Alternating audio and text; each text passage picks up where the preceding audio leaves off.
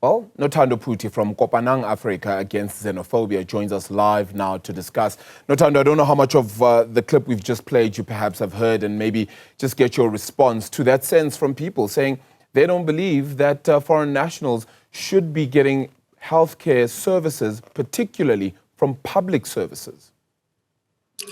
Indeed. Thank you very much for that question. I did listen to the clip of the woman that was saying that she thinks that when the Constitution says that public health care is free, it only refers to South Africans. And I would like to correct that as well, to say that it doesn't mean only South Africans. Public health, it means everyone in South Africa. I mean, and there are also many reasons, and it's a worrying trend that we are seeing coming out in different areas in South Africa. But there are many reasons why the Constitution will speak to that.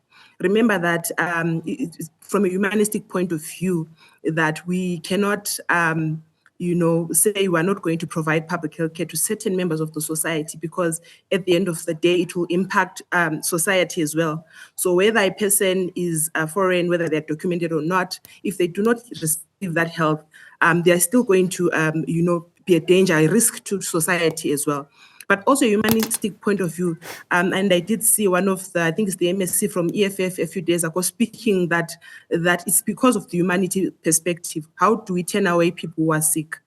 And the other issue is that how do we determine who is legal, who is illegal in the country? And do we have the capacity to ask who is legal? Do we know what different permits are there in the country? Because there's this notion that everybody who goes to hospital is illegal. Everyone is in Aslam. We're throwing words, but most of those people, you find that they may be legal, and even if they were not, the Constitution of South Africa clearly states that for everyone who is in South Africa, they must access healthcare. Yeah, I mean, public healthcare. What are these, shall we say, blockades? These what looks like xenophobic practices then ultimately have then, particularly on migrant workers, their well-being as well, right? And the ability to then contribute productively to the country. Because while you are trying right now, while these people are then trying to block what seems like foreign nationals from getting public health care, they then ultimately create a fear factor in and around those health institutions in general for everybody. Indeed, you are very correct. You are very correct. And this also speaks to other socio-economic issues, that it might not necessarily really be about healthcare.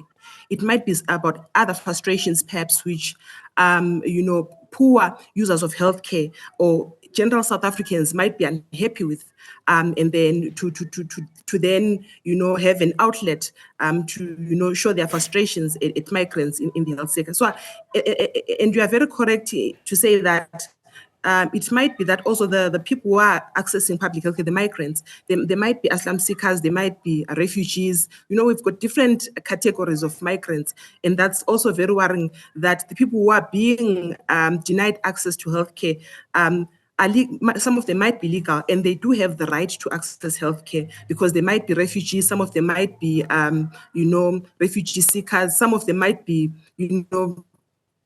migrant workers, some of them might be just, visitors in the country.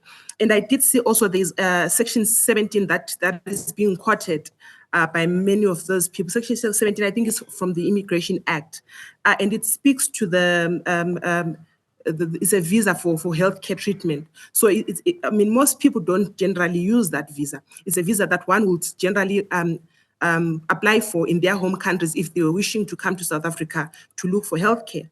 And so I see that Operation Dudula members keep saying that, we are using Section 17 to keep migrants from accessing healthcare. But it only speaks to those people who are in the country specifically to come and look for healthcare. But we do have other categories of migrants who are legal in the country and who would want to access healthcare.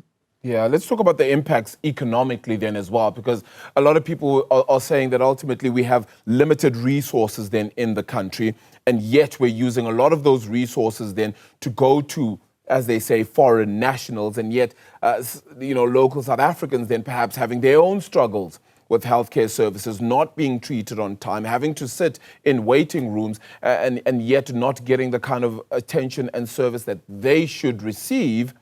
and they believe that they pay their taxes, and ultimately these foreign nationals in some way don't, even though they, of course, do pay in some way, whether that be in VAT when they've bought particular items in the country, etc. Indeed, and it's a worrying trend. That's why I'm saying that perhaps we might be dealing with other issues outside of healthcare, other frustrations. As you rightly state, that migrants don't pay taxes. It's just assumptions that are thrown there to other migrants or to find justifications to deny access to healthcare to migrants. For example, as you rightly mentioned, that they would say that migrants are not paying taxes. How would you know that somebody, a random person at the hospital, does not pay tax? How would you know what that person contributes to the economy? And in terms of, the strain on the healthcare sector, we've seen reports from even the South African Health Council. Different reports have been produced that speak to the resource strain that is faced by the public healthcare sector. It's not necessarily from the migrants. It's issues of capacity, being understaffed, within the hospitals. It's many other issues, constraints within the public healthcare sector. We've got corruption. We've got a lot of things that are leading to the strain within the healthcare sector. It's not necessarily migrants, but I'm seeing that it might be other issues that are coming in, socio-economic issues, frustrations from the citizens about any other, probably issues of unemployment, issues of, we've got a lot of crises in South Africa currently. So healthcare might be used as a tool just to justify, this attack on migrants. Just as a final one then, let's just get a solution here, because that's going to be the ultimate necessary point to find a I'm going to say middle ground, but perhaps there even shouldn't be a middle ground. There should just be a clear ultimatum to get things sorted at this point then. But what's the solution, do you think? Is it about explaining to all those that are blocking off this healthcare? Or is it about the other side being told that we'll try and figure out a way to help both sides and ensure that there's speedier healthcare services? Should we be granting more to the healthcare service in this country in order to maybe create more doctors, more nurses, etc.? I think that all of the solutions or suggestions that you've raised are equally important. But I think that we've got a crisis, a poly-crisis. It's not only a healthcare issue, in this country, a healthcare crisis in terms of undercapacity or things like that. It's dealing with all the other socio-economic issues that we have in the country. Your corruption, indeed, maybe more budget being allocated, and perhaps also bringing on external partners like your UNHCR and other, and international organizations. If indeed the South African government does decide, believe that they are incapacitated, as the citizens seem to be saying, I think other partners might be brought on board to come and try and alleviate the situation.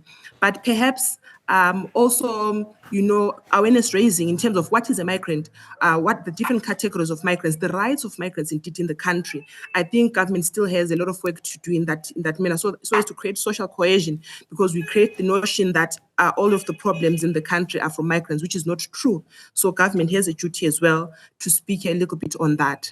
Yeah, trying to ensure that social cohesion happens a little bit more. Nothando, thank you so much for the time. This is a long-standing issue which is bound to continue by the seams of it, and looks like it certainly may indeed go on for quite some time. Nothando Phuti from Kopanang Africa Against Xenophobia, as we talk about healthcare workers or healthcare being denied then to some foreign nationals, as South Africans then fight then in what is called a xenophobic stance then at this point.